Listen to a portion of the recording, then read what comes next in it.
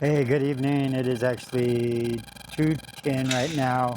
We're on June 27th, which makes day 13 here in Malaysia. And hey, brother. Um, anyway, I saw this Bazaar when I was passing by it the other day, but since it's last night was at sundown was the first day of the Muslim New Year, I figured most likely that it would be closed. I haven't been to a good bazaar since being in Morocco. Morocco had bazaars in every single spot, and this looks exactly like one. So I was kind of hoping when I was coming out, maybe I would find a spot to eat, a spot that was open for food or something, get something to eat, or have some catch-up work to do. I didn't get around to doing day 11 yet. This is so every day, every time I hit record on the camera, it puts me farther and farther into the time debt. It's like being in debt to a credit card, but you're in debt with how much time you actually have. So yeah, today is just about trying to do catch-up work, but I got to get something to eat. So I wanted to check this out. Nice little bazaar. I'll come back here. But I'll just keep coming back to see when they might be open and stuff like that, since I'm just right around the corner from here.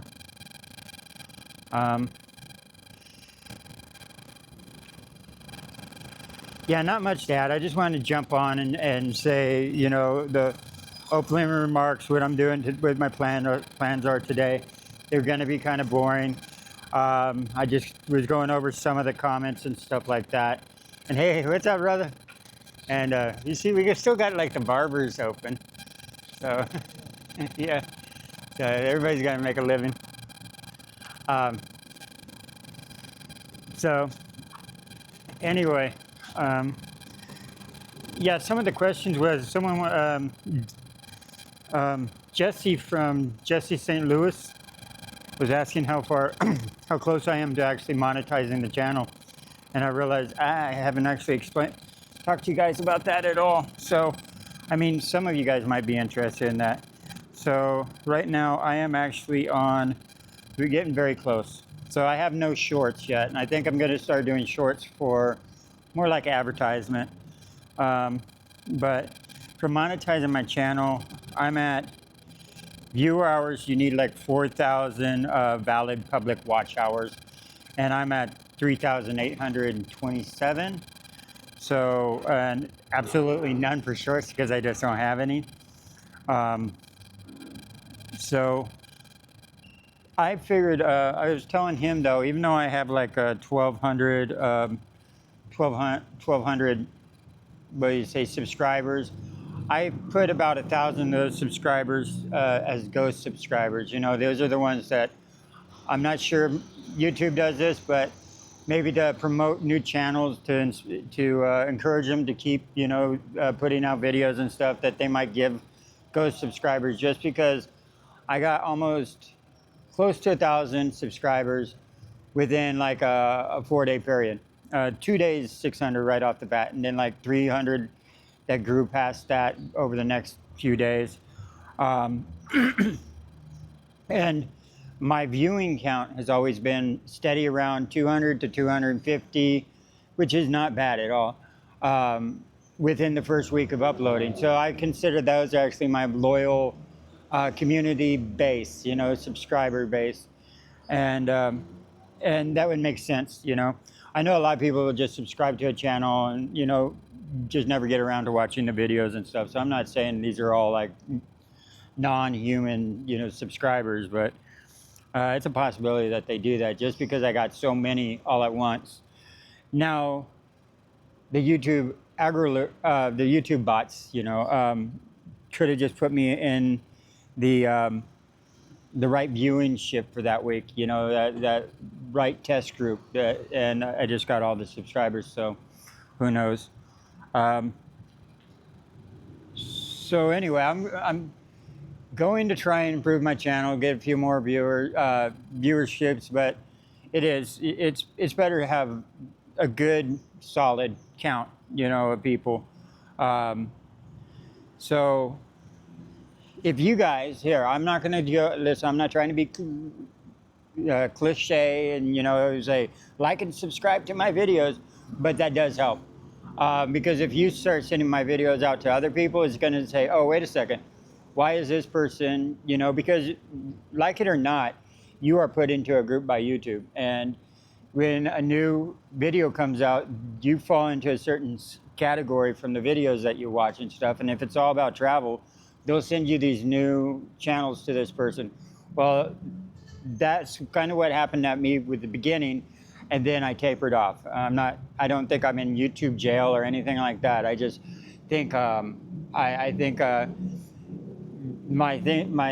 my videos are not getting shared. And now if you guys send out a bunch of share my videos or whatever, or liking, that kicks up the kicks it up where YouTube's like, oh wait, maybe we should try sending this out to a few more other people and stuff like this. These are all just things I'm learning, through Think Media and stuff. So if you guys know anybody, send out my video to them. It can't help.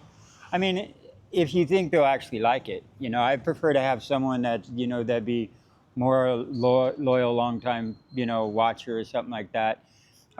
Because we could still, I think, if my loyal base is between 200, 250, we can fit another 100 on top of that. But I mean, yeah, so you guys like it. If you like it, you can always unlike it and get it out of the folder later. It's just that first initial like leave it in 2 days, get rid of it. That's usually what I do. And yeah, send them out. I know I hate to be the beggar, but I'm trying to figure out how to actually, as a hobby, I'm going to try and turn this into maybe a secondary income or something like that. But at the same time, I need your guys' input. Yeah, I need you guys to tell me what works and what doesn't. And when you do like and subscribe, or you send my videos to someone, send it to someone that you wouldn't mind being part of the group, someone that you think that would, like to be part of a community, because I do think it's about building a community more than anything. Like I said, with AI making videos now, it's like the channels are going to be so shallow. It's like where you have community-based channels are going to be worth a lot more to Google and YouTube and stuff like that, and advertisers and stuff. But anyway, guys, like I said, this is all new to me, so I'm just rolling with it. I'm going to try and develop it better, but not at the expense of the community that I already have. So you guys got to give me your feedback. Other than that, guys, I'm going to go get something to eat. I'm going to start doing, start doing this. One more thing I'll just go ahead and add to be fully transparent on everything. I'm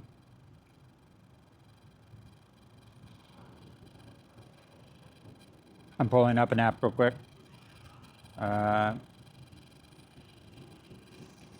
The total amount, I know I'm just going to tell you the total amount I've actually made on donations too at this point, which I need to actually go ahead,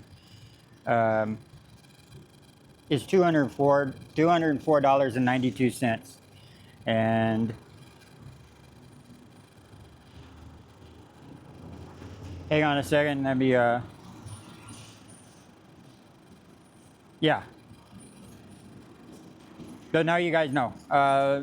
Lawrence was the last donator. Thank you, Lawrence. I'm pretty sure I thanked you before, but just to be on the safe side, I'll thank you again. Yeah, guys. So that's the total amount I've actually made, 204. I told you how close I am to getting monetized, and I want you guys to be just as much into this as I am. So, yeah, because it's not my channel, it's our channel. So, anyway, guys, I blabbed long enough. Okay, I gotta go get something to eat. Well, I didn't have to go far at all. There's an Indian cuisine spot right here at the end of this bazaar. So I think I'll just eat here.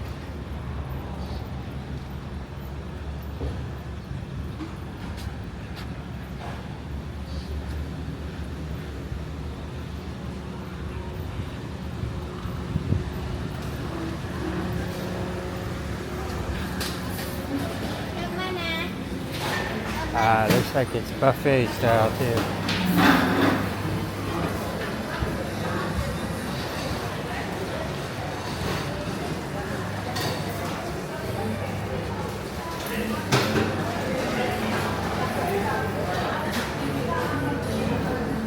Pepper chicken special. Yeah, it looks really good. Hello.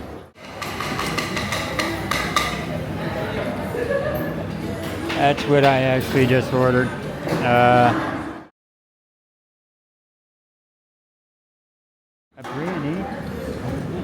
biryani. So, yeah, biryani is, I guess it's like a little rice dish inside, something like that. Yes, thank you.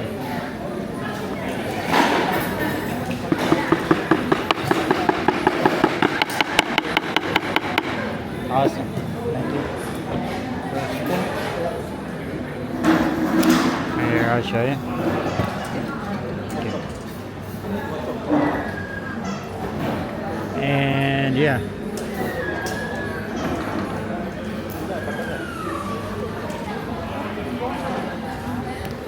Right.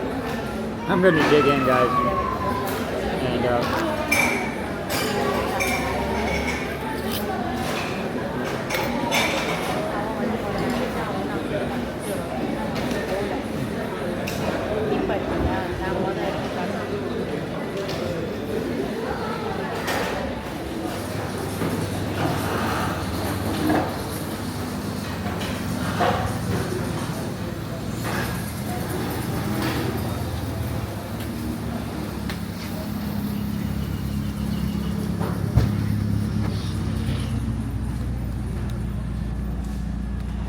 so that came out to 1614 ringgit, which is less than $5. Because 20 I figured it's $5, right? I had to pull out the old calculator and figure it out. But it's such a convenient little spot. That was the first time I actually had that. It was pretty good. It was pretty good, and there was a good amount too. Sorry about swinging the camera back and forth so much. So yeah, I'm gonna go down to a corner store or something. Actually, it looks like I have a bus station right behind me. So if you guys ever come here on bus, you can get dropped off here. There's a hostel right over on the corner. Yeah, guys, it was good. 16, 14 or something. Ringgit. I'll put the actual amount down below. Until then.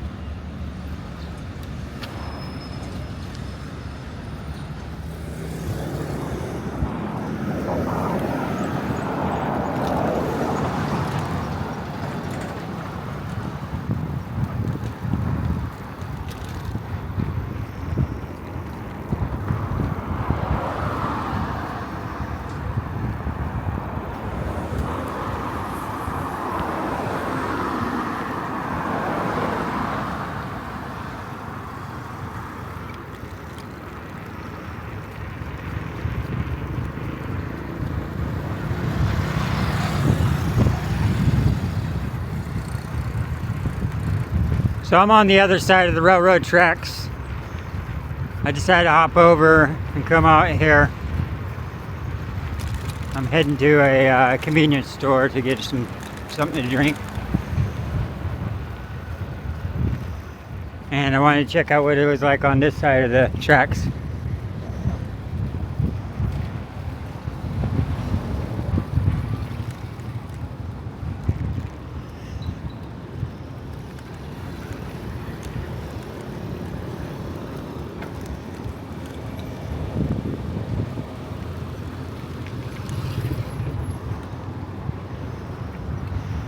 And that's the one I'm going to. 99 Speed Mart is actually the best prices comparably I've ran into. Or if you want to pick up sodas and chips and snacks and stuff.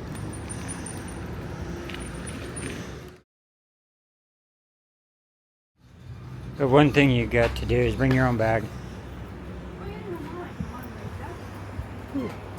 Kaya ba?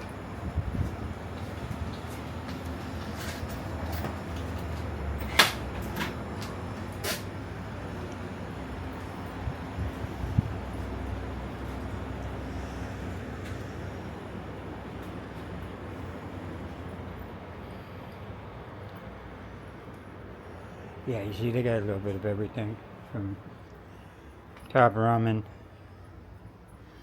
dishing detergent, and everything like that.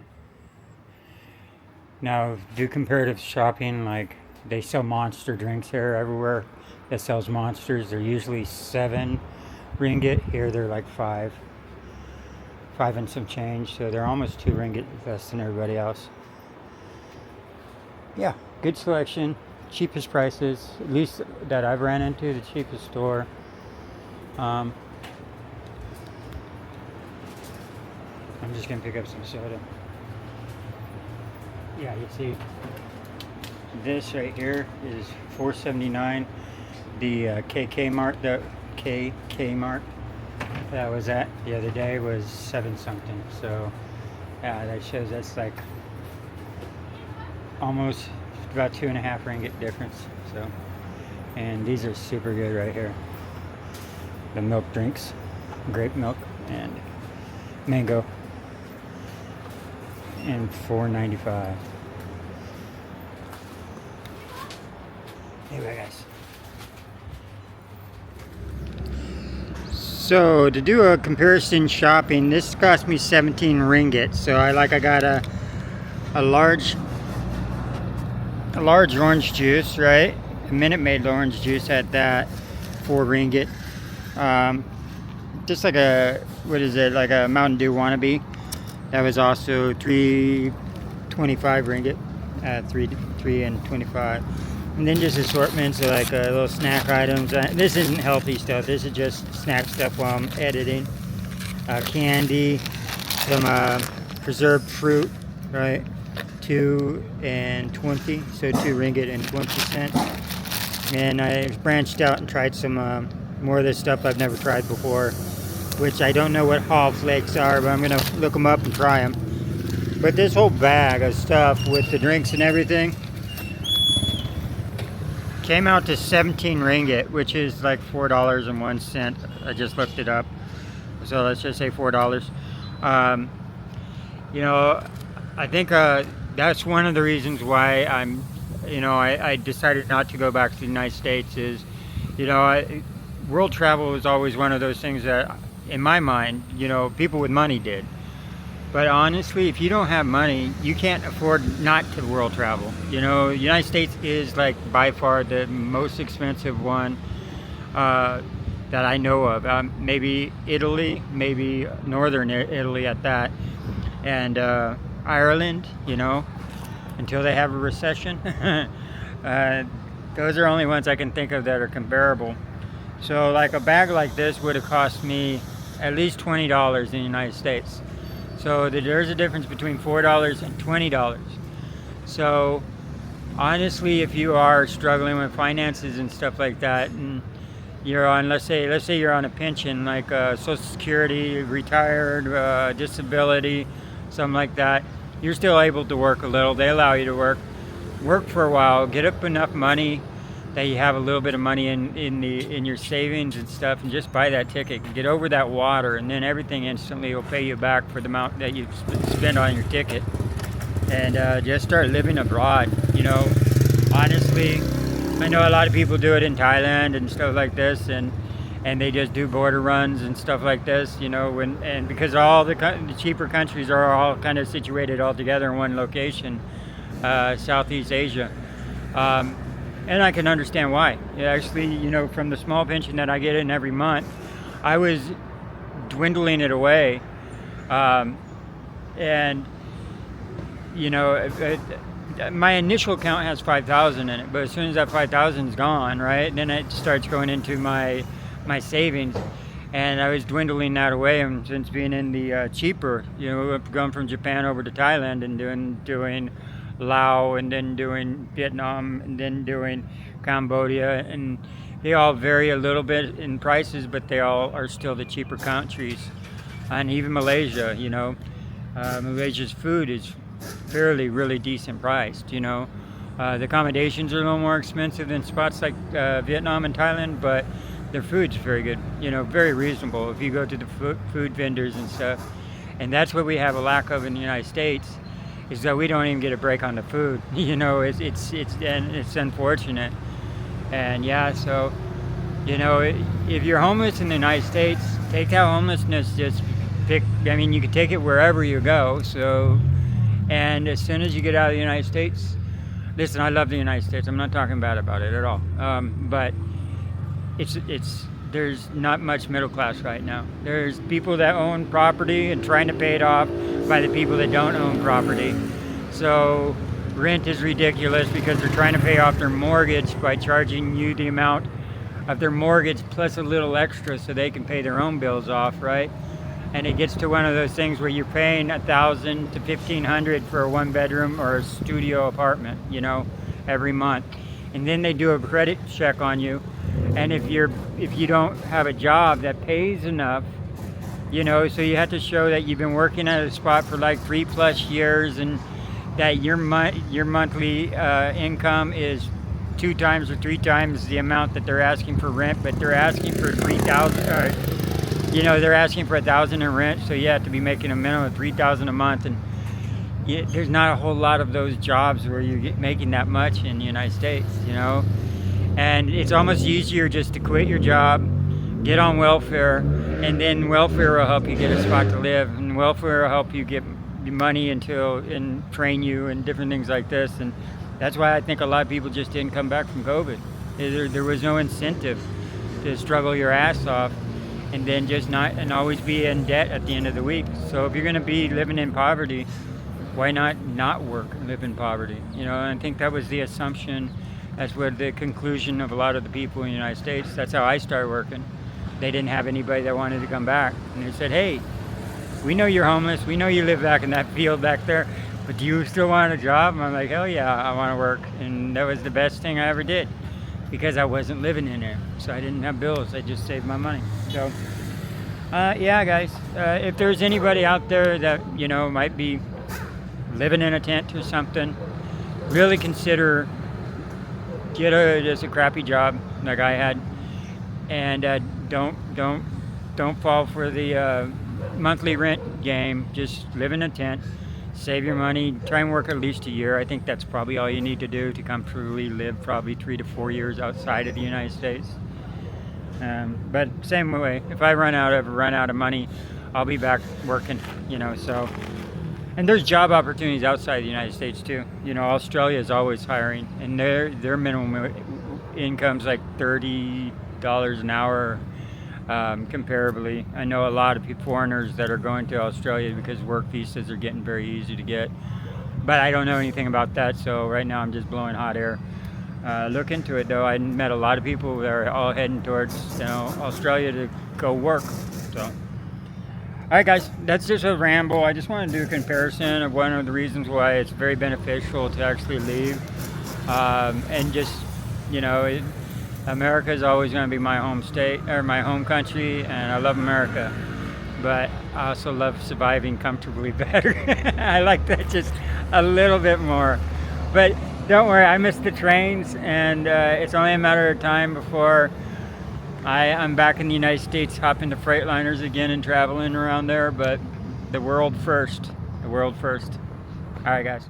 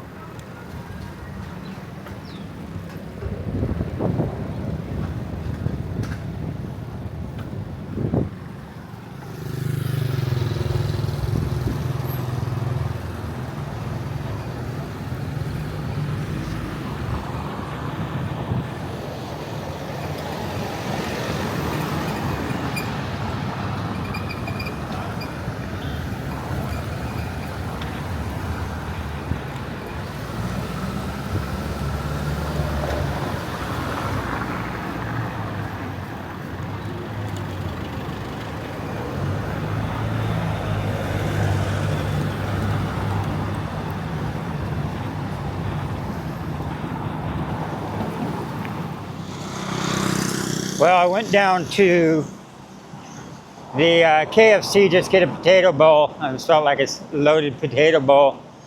And on my way back, I noticed I passed right through Skid Row. And being from Skid Row myself, I don't like usually filming it just because, you know, I don't like filming Skid Rows just because I come from the same area. You know, I used to live on the streets and stuff like that, but this area right here is Skid Row with all everybody camping out along the streets and stuff.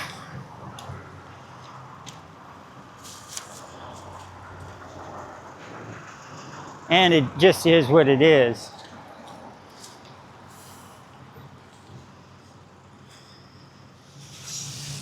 Well, yeah, I just passed by and I decided I'd go stop by and actually just film a little bit just because some people just don't know what it's like.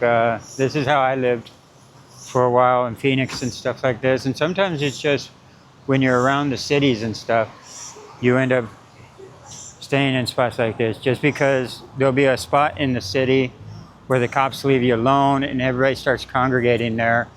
And there's safety in numbers. You get to know the people that you sleep next to and stuff like this. And you know, if there's a form of protection that actually comes around because of it. And I'm a stranger and wandering around recording this, and so I don't personally feel comfortable because I remember people used to record me, you know, in Sacramento or in Phoenix in a place called Cass. People would drive by in their Mercedes and stuff like that with their iPhone held up to the window of their car and stuff like that. And so I just don't want to be the same type of person. So anyway, this is life regardless of where you go. And I decided, I contemplated not actually recording it, but I figured I would just so you know this is, you know, a reality of every single place that you go. There's nothing wrong with it. It's just, you know, it's part of society and it's never going to go anywhere. You know, I'm never going anywhere. You know, I'm always going to be part of this world. I might be an outsider in a new country, but back at home, you know, I live the same life. Anyway, guys, that was just a little look into Skid Rows. They're everywhere. They're not dangerous. I mean, yeah, some of them are. I've been into some really dangerous ones where I was scared. So, yeah, I had to live in... The one in Phoenix was extremely dangerous. All right, guys. Well, anyway, I'm getting home now.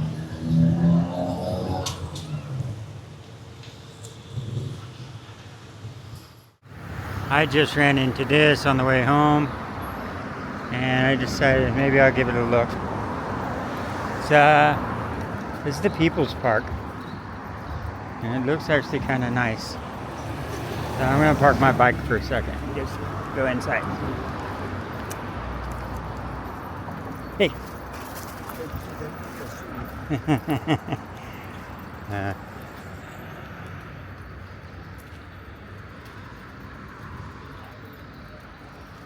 Yeah, it's a nice little spot here. Hey!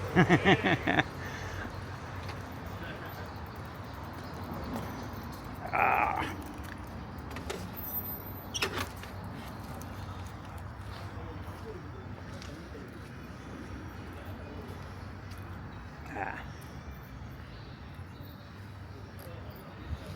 That's a beautiful little park. Lights and everything around.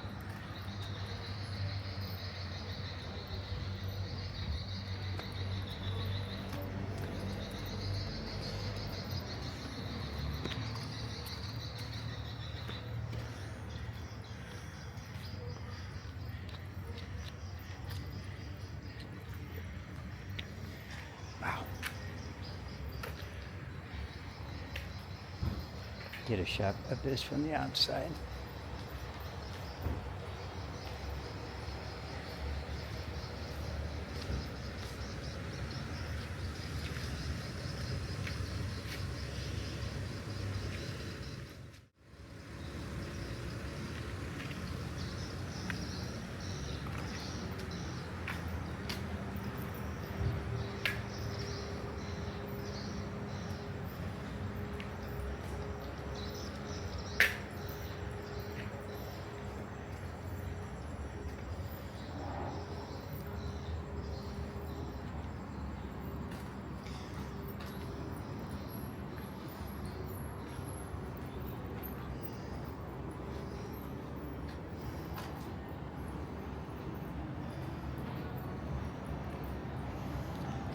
Okay, here's the white coffee shop.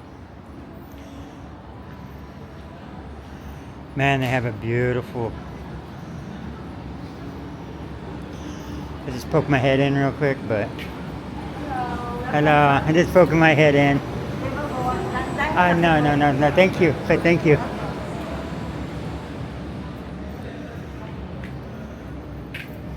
Wow, it is beautiful little park.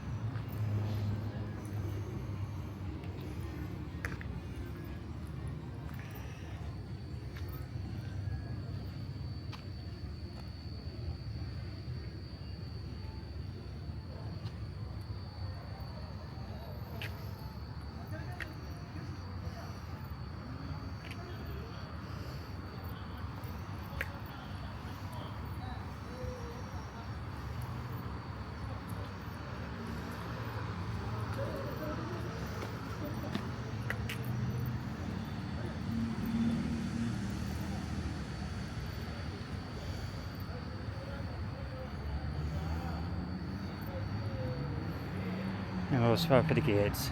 That's awesome. Yeah, this would be a nice spot to bring the kids during the daytime. What's this?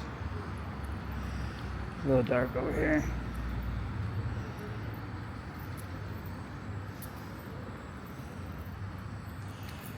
Oh, that low light setting's awesome.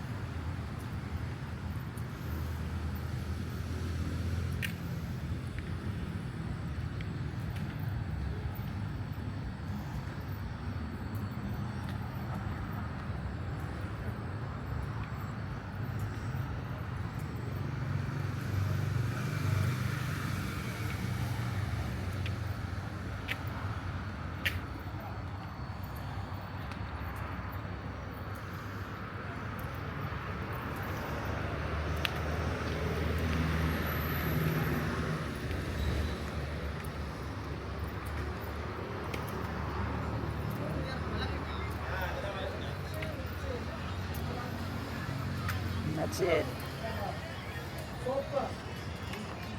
Everything okay? Everything okay. Thank you.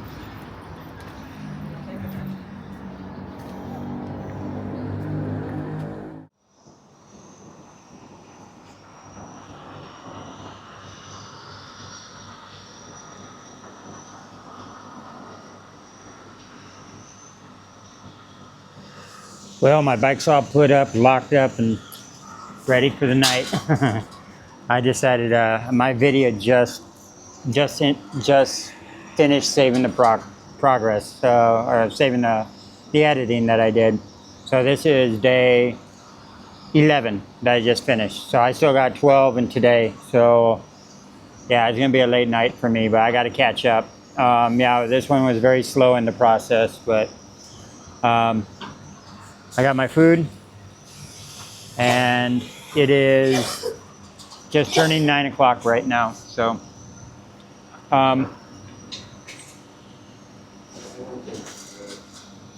I figured I would actually tell a little story, because since we're on kind of like the homeless thing, I don't know what made me to actually stop and film that, but what I guess it kind of brought up like old memories and stuff, and not old memories, they're continuous. But the time I spent in what was called CASS, CASS in Phoenix, Arizona, was one of the worst.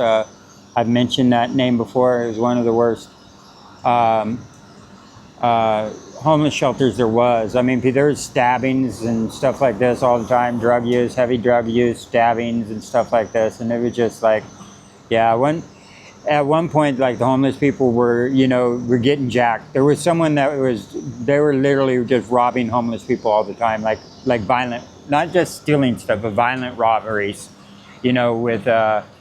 with physical abuse behind them and stuff like this, and even stabbings and stuff. So it was like, yeah, it got scary. It was always scary, but at times it was even more scary.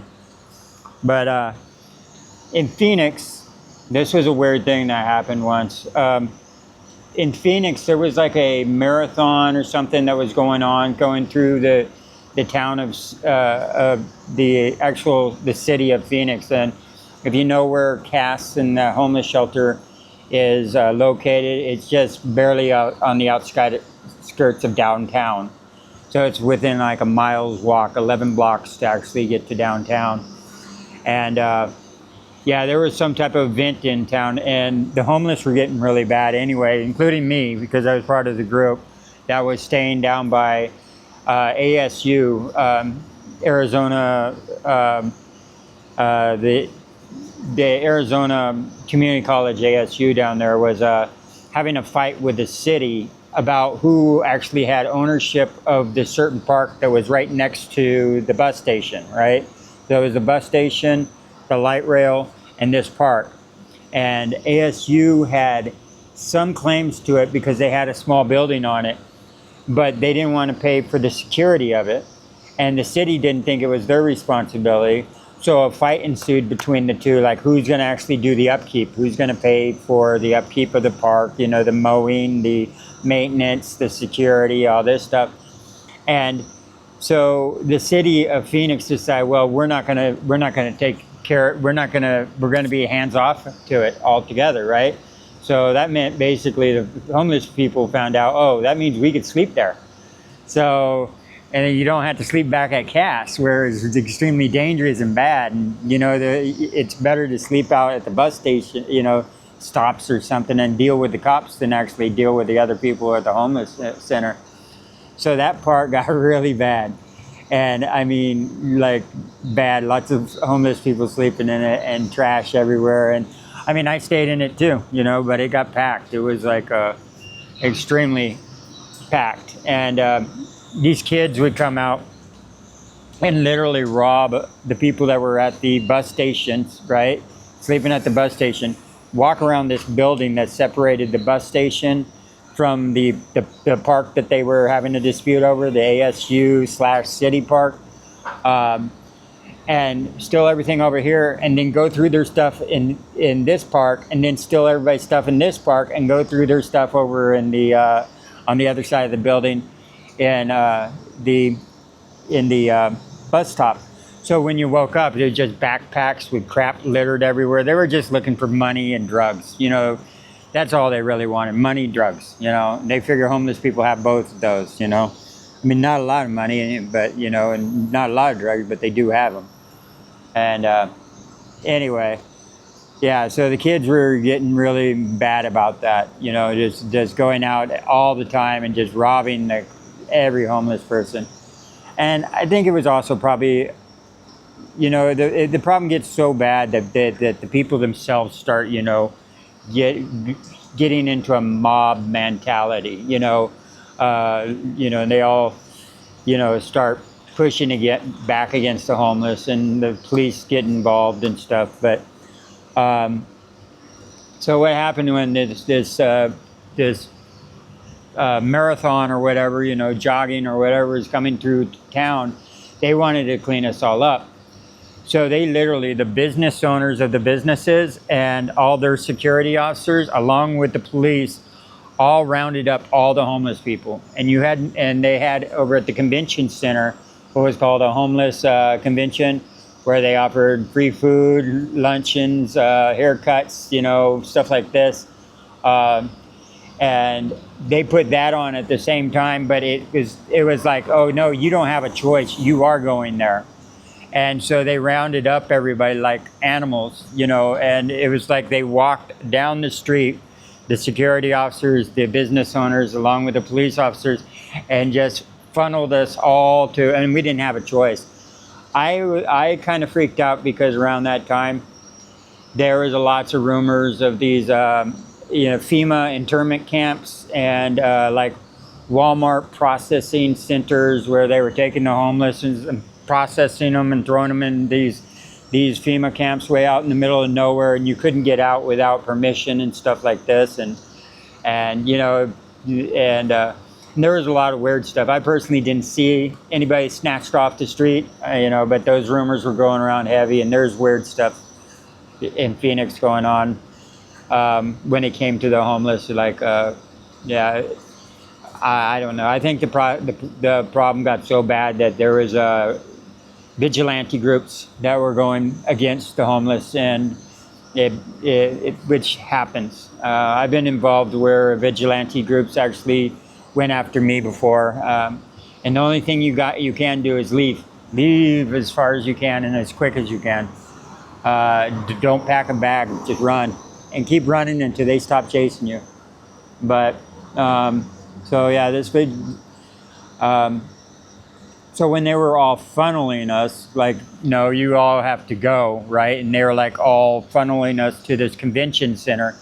I felt too much like a cow to slaughter, like no, we're just all cattle going into the big meat grinder, and that's where, yeah.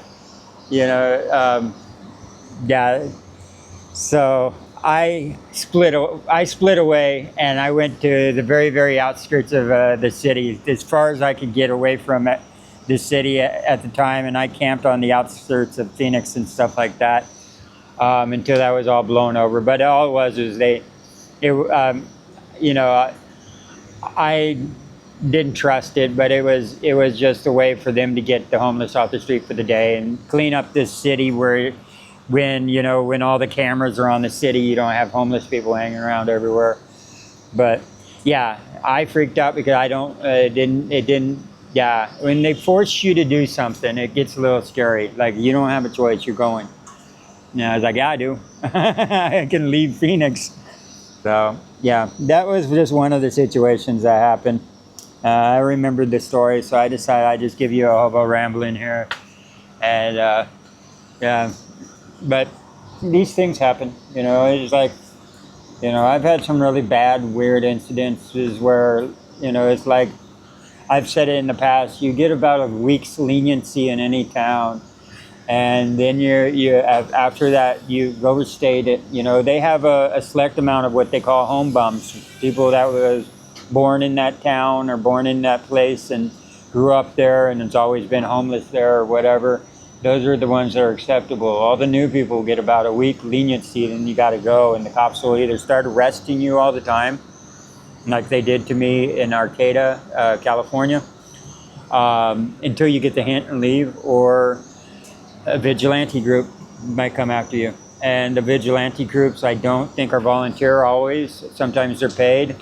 I met, actually, there's a guy named Extra Cheesy Broccoli was talking about, I think he was talking about one guy that was talking to him how he got paid $500 a week for going out to camps and ruffling them up, destroying a person's camp and stuff. And it's just to give you the hint to get out of town. We don't want you in our town. And it can be scary. You know, it is, but it's one of those things that you got to accept. This life is this life, and you know, you gotta. You know, how do you know someone's not going to steal from you? Well, that's easy. You don't trust anyone. You're polite to everybody's face, but you don't trust anybody. You think they're all going to be that way. It's a bad way to live. It'll give you ulcers, but that's the way to protect yourself. But you know, that's just street smarts. The best way to do it is just stay out of the cities. Honestly, if you travel, go to the smaller towns and stuff like this. Don't be a homeless person in a city. That's the guaranteed way of getting your stuff robbed and stolen, and you know, meeting people that you don't want to see in dark alleys. But yeah. Anyway, guys, I rambled for long enough. I think I have enough footage now for another video. That way I don't have to put two together now. I don't have to put today's and tomorrow's together. So I better get to work. I'm gonna upload this one, and yeah, and then start editing the next one. All right, guys, peace out, and hasta la night, and I'll see you tomorrow.